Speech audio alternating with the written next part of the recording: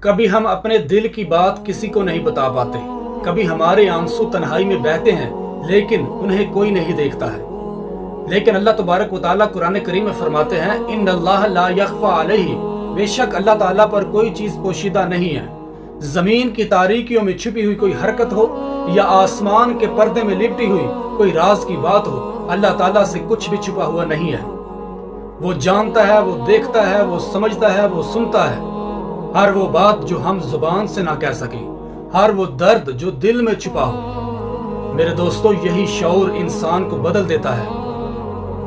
پھر گناہ کرتے ہوئے دل کانپ جاتا ہے کیونکہ وہ جانتا ہے کہ میرا رب دیکھ رہا ہے۔ پھر چھپا کر نیکی کرنے کا بھی اپنا ہی لطف آتا ہے کیونکہ وہ جانتا ہے کہ میرا رب دیکھ رہا ہے۔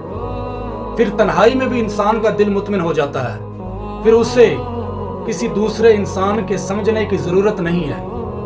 اسے اس چیز سے کوئی فرق نہیں پڑتا ہے کہ دنیا اس کے بارے میں کیا سوچتی ہے یا دنیا کی نظر میں اس کا کیا سٹیٹس ہے، اسے اس چیز سے کوئی فرق نہیں پڑتا ہے۔ بس اپنے دل، نیت اور عمل کو پاک رکھیں، کسی دوسرے انسان کے دیکھنے کا انتظار مت کریں، اللہ تبارک و تعالیٰ کی رضا کے لیے جیے، کیونکہ اللہ تبارک و تعالیٰ ہر شے سے، ہر چیز سے باخبر ہے۔ الحمدللہ تعالیٰ۔